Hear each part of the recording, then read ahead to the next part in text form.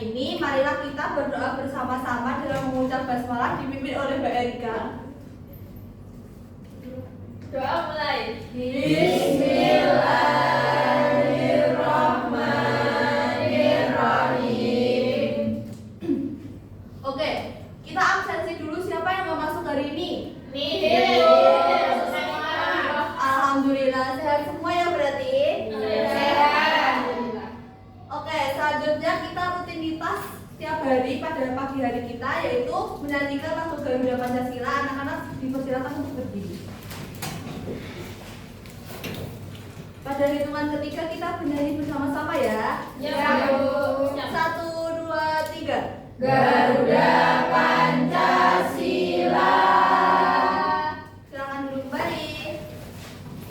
Nah, untuk menguji semangat kita sebelum memulai pembelajaran, Ibu ada ice breaking sedikit. Ketika Ibu bilang, mana semangatmu? Ini semangatku. 3 kali ya. Ya. Yuk. Mana semangatmu? Ini semangatku. Mana semangatmu? Ini semangatku. Mana semangatmu? Ini semangatku. Tepuk 1. Yes. Tepuk 2. Siap. Tepuk 3. Semangat. Tepuk 4. Konsentrasi. Tepuk 5. Siap belajar. Tepuk tangan buat semuanya. Sudah pada semangat ya hari ini? Minggu kemarin kita mempelajari apa sebelum pembelajaran pada hari ini? Doa Nabi Muhammad hijrah ke Madinah. Oke. Dilanjut dengan wafatnya Nabi. Setelah wafatnya Nabi itu kan ada kekosongan pemimpin ya. Nah, di sini hari ini kita akan mempelajari mengenai Khulafaur Rasyidin. Ada yang tahu Khulafaur Rasyidin itu apa? 4 pemimpin setelah Nabi wafat. Oh, bagus, pintar semuanya. Pintar dong. Sebelum Ibu lanjut, Ibu akan menyampaikan tujuan pembelajaran pada hari ini adalah anak-anak bisa memahami peran dan juga prestasi dari 4 Khalifah Khulafaur Rasyidin. Namun pada hari ini Ibu akan mengajarkan 2 saja dari 4 Khalifah. Pintar dong. Nah, lanjut Ibu akan menampilkan satu video mengenai pemilihan Abu Bakar As-Siddiq setelah wafatnya Nabi menjadi Khulafaur Rasyidin. Nah, dari video ini dapat disimpulkan bahwa bahwa Abu Bakar itu dipimpin melalui musyawarah.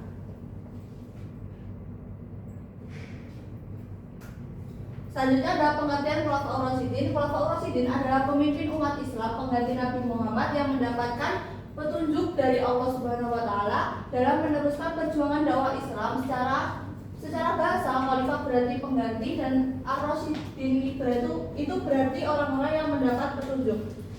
Adapun latar belakang dari munculnya Khulafaur Rasyidin ini yaitu saat itu Rasulullah itu wafat pada hari Senin 12 Rabiul Awal tahun 11 Hijriah atau 8 Juni 632 Masehi dalam usia 63 tahun. Setelah sakit selama 13 hari.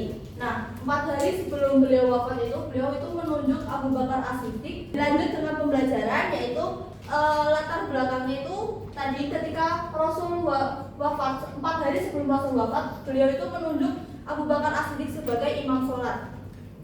Nah, peninggalan Rasulullah ini terjadi perdebatan antara kaum Muhajirin dan kaum Ansor mengenai pengganti kepemimpinan umat Islam. Kaum Muhajirin itu mengusulkan Abu Bakar As-Siddiq karena tadi sudah dipilih oleh Rasulullah sebagai imam. Nah, sedangkan kaum Ansor itu mencalonkan Sa'ad bin Ubadah. Perselisihan ini diselesaikan secara damai sebagai khalifah pertama. Diselesaikan secara damai oleh Umar bin Khattab melalui musyawarah sehingga kemudian Abu Bakar dibaiat sebagai khalifah pertama. Nah, istilah Khulafaur Rasyidin ini merujuk pada para pemimpin yang mengikuti sunnah Rasul dan mendapat petunjuk Allah sebagaimana ditegaskan dalam hadis Nabi dan Quran surat Al-Baqarah ayat 137. Dan untuk dalilnya bisa dibacakan Mbak Fauziah. Bismillahirrahmanirrahim. Fa in amanu bimithli ma amantum bihi faqad ihtadaw Wa in tawallaw fa innama hum fi shiqaqin fasayakfikahumullahu wa huwas sami'ul alim. Untuk artinya dibaca Mbak Ade ya. Jika mereka telah mengimani apa yang kamu imani, sungguh mereka telah mendapat petunjuk. Akan tetapi jika mereka berpaling, sesungguhnya mereka berada dalam permusuhan. Maka Allah akan mencukupkanmu dengan perlindungannya dari kejahatan mereka. Dia maha pendengar lagi maha mengetahui. Nah, jadi Allah itu memberikan petunjuk kepada Khulafaur Rasyidin untuk memimpin umat Islam setelah wafatnya Nabi.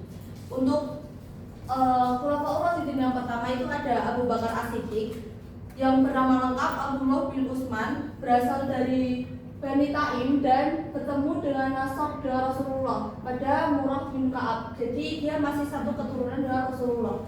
Ia dikenal sebagai pribadi yang jujur, pemberani, bijaksana, rendah hati, zuhud dan sangat teguh dalam iman, sehingga dia itu mendapat gelar As-Siddiq yang berarti orang yang sangat jujur atau membenarkan Rasulullah, termasuk pada peristiwa Isra Mi'raj. Jadi Abu Bakar memimpin umat Islam itu sebagai khalifah pertama selama 2 tahun dan wafat pada umur 63 tahun serta berwasiat agar Umar bin Khattab sebagai penggantinya. Adapun prestasi-prestasi Abu Bakar, yang pertama adalah menumpas pembangkangan dan perang Riddah itu, menumpas nabi palsu pada saat itu yang mengaku bahwa dia itu adalah kelanjutan nabi dari setelah Nabi Muhammad wafat. Itu ada Musailamah al-Kadzdzab dan Tulaihah al-Asadi. Terus dia juga berjasa dalam kodifikasi Al-Quran dan menunjuk Zaid bin Sabit untuk mengumpulkan mushaf. Lalu ada juga Abu Bakar itu memperluas wilayah dan dakwahnya, dakwah Islam ke Suriah, Persia, Bizantium melalui pengiriman pasukan sehingga menjadi dasar kejayaan Islam pada masa berikutnya. Untuk selanjutnya ada Umar bin Khattab. Jadi Umar bin Khattab ini adalah khalifah kedua dalam Khulafaur Rasyidin yang bergelar Al-Faruq. Berasal dari Bani Adi, dikenal bertubuh tinggi, besar, berwibawa, tegas, sederhana dan sangat tawadhu kepada Allah. Nah, ia diangkat melalui wasiat Abu Bakar dan memerintah di Mekah selama 10 tahun. Umar ini dikenal sangat adil, disiplin dan tegas dalam menegakkan hukum Islam. Lalu ia wafat setelah ditusuk saat menunaikan sholat oleh Abu Lu'lu'ah al-Mujazzi. Adapun prestasi Umar, yang pertama itu perluasan wilayah secara besar-besaran hingga Suriah, Persia, Mesir, Afrika Utara, Armenia dan sebagian Eropa Timur. Nah, ia itu juga menata administrasi keuangan negara, membentuk Baitul Mal, sistem provinsi, penggajian pegawai dan dewan perang. Terus Umar itu untuk menata administrasi tadi, yaitu membuat kalender Hijriah berdasarkan peristiwa hijrah Nabi Muhammad dan bentuk dewan pemilihan khalifah untuk menentukan pemimpin setelahnya. Nah, anak-anak, tadi dalam Abu Bakar itu tadi ada prestasi mengenai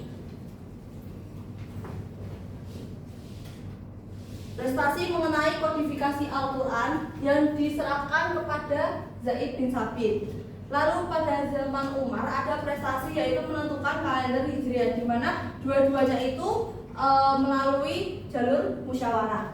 Nah, hari ini Ibu akan memberikan tugas kepada kalian yaitu membuat skenario atau drama dari kedua prestasi tadi. Jadi nanti di kelompok 1 ada kalian membuat drama mengenai kodifikasi Al-Quran yang dipimpin oleh Zaid tadi. Lalu yang di kelompok 2 itu mengenai penentuan kalender Hijriah. Jadi kan kalau penentuan kalender Hijriah itu kan pasti banyak tuh masalah yang harus diselesaikan antara satu sama lain. Nah, kalian memeragakan atau membuat dramanya gitu.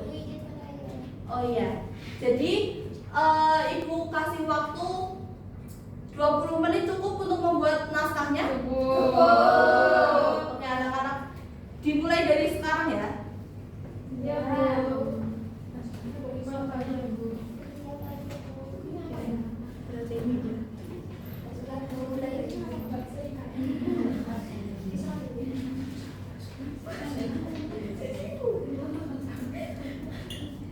Untuk kelompok 1 udah paham? Paham.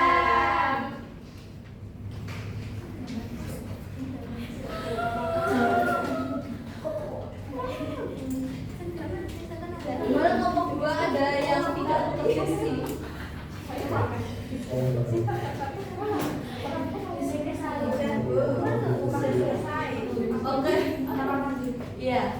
Oke anak-anak, jadi udah pada selesai buat naskahnya? Nah, mari kita lihat apa namanya kreativitas dari kalian semua. Nah, kelompok 1 silakan maju duluan dan kelompok 2 silakan menonton ya. Nanti ibu tanyain. Yes.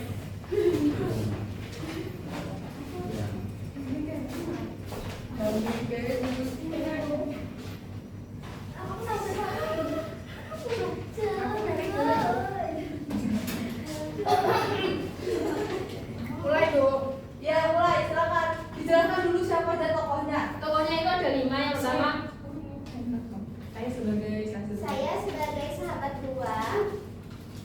saya.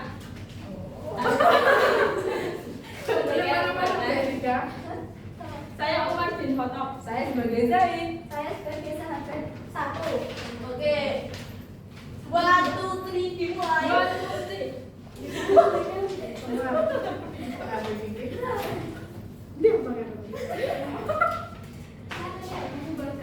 Aku sedang khawatir. Banyak menghafal Al-Quran yang gugur di perang Yamamah. Ya, aku juga memikirkannya. Kalau terus begini, aku takut ayat-ayat Al-Quran akan hilang. Ini masalah besar. Kita harus cari jalan keluarnya. Tapi tetap hati-hati. Menurutku, Al-Quran perlu dikumpulkan jadi satu mushaf. Ini demi kebaikan. Aku setuju itu baik, tapi Rasulullah SAW belum pernah melakukannya. Aku takut salah langkah. Kalau niatnya menjaga Al-Quran dan dilakukan dengan benar, insya Allah ini adalah kebaikan. Baiklah, kita putuskan bersama. Kita lakukan dengan musyawarah dan penuh tanggung jawab. Aku siap membantu. Yang penting Al-Quran tetap terjaga. Zaid, kamu dulu penulis wahyu. Aku minta kamu mengumpulkan ayat-ayat Al-Quran. Tugas ini berat sekali, tapi demi menjaga Al-Quran, aku siap melaksanakannya dengan hati. Nah, keputusan ini tuh harus diambil bersama-sama, tidak boleh sendiri-sendiri. Semoga Al-Quran itu tetap terjaga sampai generasi selanjutnya. Amin. Semoga Allah memberi kita. Amin. Tepuk tangan buat kelompok 1.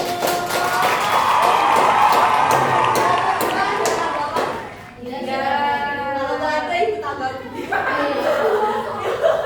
Ibu kasih pertanyaan ya ke kelompok 2. Jadi pembelajaran apa yang bisa diambil dari adegan kelompok 1 tadi? Saya tahu. Apa? Musyawarah untuk demi menjaga kemurnian Al-Quran. Terus mereka itu bermusyawarah bersama-sama menentukan jalan yang paling baik untuk menjaga kemurnian dan kesucian dari Al-Quran agar tidak hilang. Oke, bagus tadi. Tepuk tangan buat Bapak. Silakan maju ke depan untuk menampilkan kreativitinya.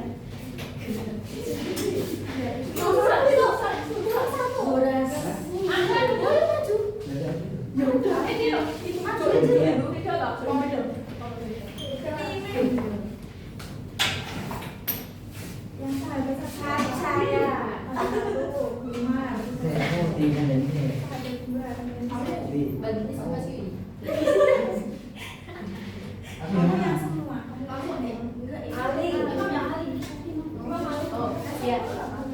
Oh iya, Kita bareng banget. oh, berarti kita perkenalan dulu ya. Oke, di sini kami kelompok banteng akan menampilkan Ibu izin keluar. tentang masalah administrasi. Saya berperan sebagai Usman. Saya salah satu. Saya Umar. Saya salah dua. Ya, Ali. Wahai Umar, kami sering bingung mencatat surat dan peristiwa, tidak ada tanggal yang jelas. Benar, aku juga melihat masalah itu. Kalau tidak ditata, urusan umat bisa kacau. Mungkin sudah waktunya kita punya penanggalan sendiri. Baik, mari kita musyawarahkan bersama. Menurut kalian, dari peristiwa apa kalender Islam dimulai? Ada yang mengusulkan dari kelahiran Nabi. Dan juga yang mengusulkan dari turunnya wahyu pertama. Semua pendapat baik, tapi mari kita pikirkan yang paling tepat. Menurutku, hijrah Nabi dari Mekah ke Madinah adalah titik awal yang tepat. Sejak itu Islam berkembang dengan pesat. Pendapat itu sangat masuk akal. Hijrah menandai perubahan besar bagi umat Islam. Saya setuju, hijrah punya makna perjuangan dan persatuan umat. Kalender ini akan membantu urusan pemerintahan, surat menyurat, dan ibadah umat Islam. Dengan begitu kehidupan umat akan lebih tertib dan teratur, dan kita punya identitas sendiri sebagai umat Islam. Oke, bagus untuk terlalu keren sekali ya. Dari kelompok 1 ada tanggapan untuk kelompok 2? Tidak ada, sudah bagus. Oke, tepuk tangan buat kalian semuanya. Selanjutnya kita akan bermain. Sebenarnya ini bukan bermain ya, ini untuk menguji pemahaman kalian. Handphonenya boleh dikeluarkan semuanya ya. Ibu kirim link di grup kelas kalian. Bisa dilihat linknya? Bisa.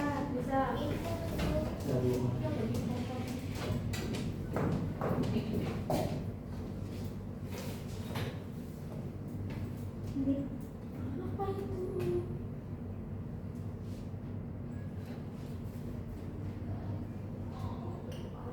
Oke, klik ya. Nanti kalau kalian udah klik biasanya bisa masuk. Bentar. Linknya salah. Salah. Maaf kan.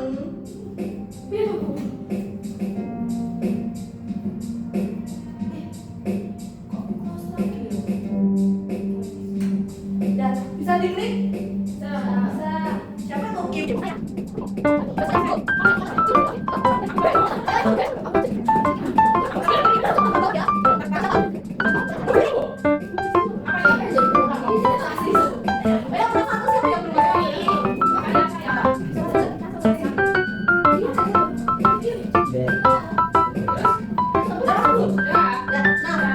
Setelah ibu pencet start ini dimulai, nanti kalian silakan menjawab pertanyaan-pertanyaan agar kalian jadi juaranya. Apa itu? Siapa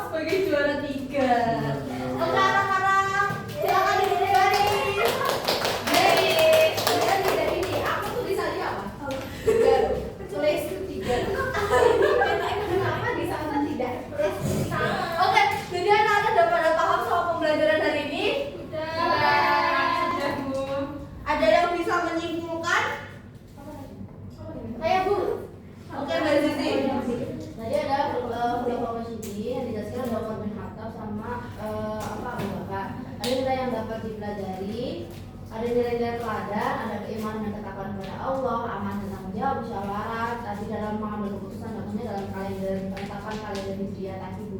Ya, bagus. Tepuk tangan buat Mbak Sisi. Jadi anak-anak hari ini tuh kita belajar mengenai apa sih amanah dan tanggung jawab dalam kepemimpinan itu. Lah itu diterapkan di Khulafaur Rasyidin tadi. Jadi kalian ketika menjadi pemimpin itu harus bisa memegang amanah dan tanggung jawab, musyawarah dengan yang lain untuk mengambil keputusan. Gimana pembelajaran hari ini, menyenangkan atau tidak?